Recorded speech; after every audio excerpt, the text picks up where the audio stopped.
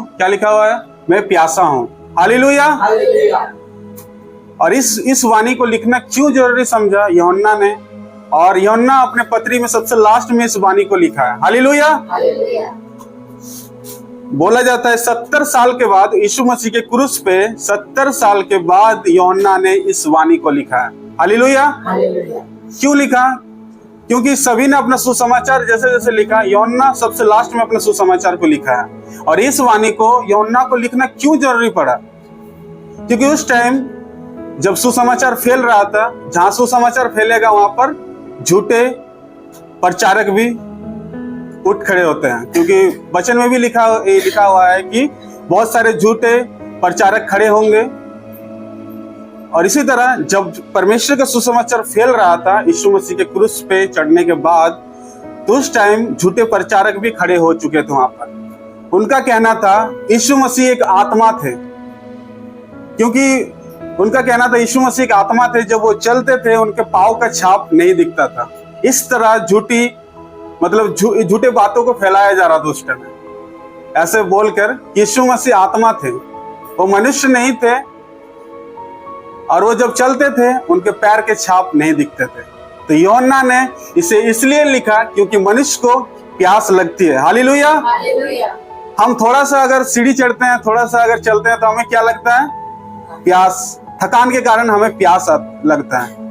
क्योंकि यीशु मसीह को जब मारा जा रहा था, पीटा जा रहा था उस क्रूस पे, जब वो लटके हुए थे, जब उसके शरीर से खून बह रहा था, तो उनको प्यास लग रहा था। क्योंकि एक इंसान को ही प्यास लगता है। हालेलुया। क्योंकि वचन में लिखा हुआ है कि इसके बाद यीशु ने यह जानकर कि अब सब कुछ पूरा हो चुका है, इसलिए कि पवित्र शास्त्र में जो कहा गया वो पूरा हो, कहा मैं प्यासा हूं। हालेलुया। क्योंकि देखा सब पूरा हुआ, उसके बाद पवित्र शास्त्र में जो कहा गया है वो पूरा हो, इसलिए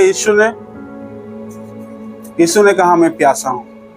इससे जुड़ा हुआ है जो चौथा वाणी है, उससे जुड़ा हुआ है। क्योंकि जब पिता ने उन्हें छोड़ दिया, यीशु मसीह के जब उन्हें क्योंकि जब संसार का पूरा पाप यीशु मसीह के ऊपर आया, तो परमेश्वर ने उन्हें छोड़ दिया। चौथा वाणी में आप सुने, भाई ने बहुत ही अच्छा उसमें कहा कि हे परमेश्वर तूने मुझे क्यों छोड़ दिया?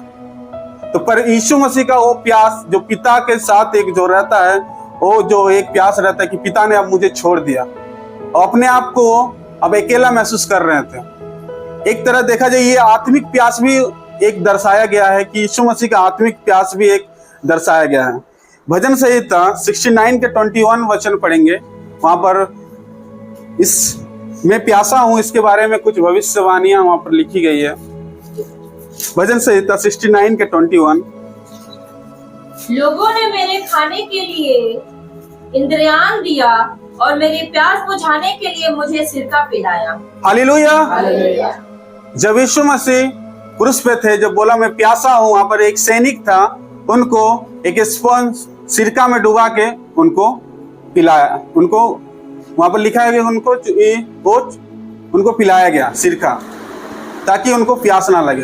क्योंकि उस टाइम सिरका का भी एक ही है कि उस टाइम सिरका इसलिए रखा जाता था, उसमें पानी नहीं मिला होता था, वो अंगूर का और एक फल का वो बनता था। उसको जब वो पीता था, मतलब कोई भी उसे जब पीता था, कि क्रूस का जो दर्द जो कोई भी बर्दाश्त नहीं कर पाता था, तो वहाँ एक सिरका था ताकि प्यास ना लगे, इसलिए वो सिरका को पिलाया जाता है। अंगूर का और एक फल का वो बनता था, उसे पिलाने से जो पानी का जो हमारे अंदर भी था, पानी का स्मेल खत्म कर दिया जाता था, मतलब प्यास नहीं लगता था। हालेलुया।